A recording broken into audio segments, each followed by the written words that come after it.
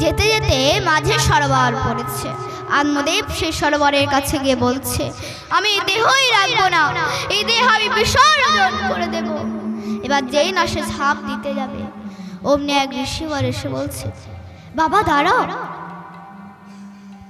ভগবান দিয়েছে শরীর, ভগবানই নেবে, তুমি আত্মহত্যা করো না। তুমি জানো আত্মহত্যা করা কত মহাপাপ,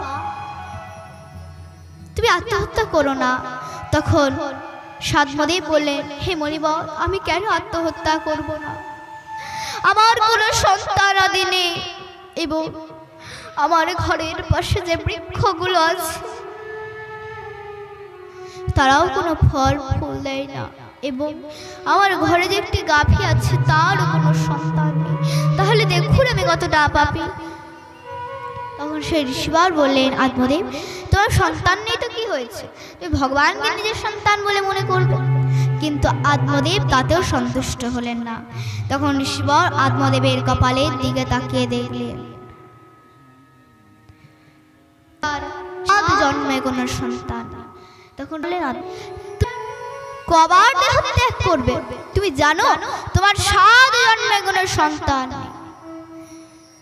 আত্মদেব মনে মনে ভাবছে, এই ঋষিবর যখন দেখতে পাচ্ছে আমার কপালের দিকে তাকিয়ে যে আমার 7 জন্মে কোনো সন্তান নেই, সন্তান দিতেও পারবে।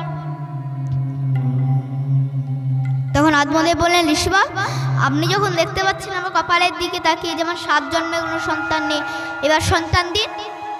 আজ যদি না দিন না, এই সরোবর দেখেছেন তো, এই সরোবরে ঝাঁপ দিয়ে আমি মৃত্যু বরণ করে দেব, আর তার জন্য দায়ী হবেন আপনি।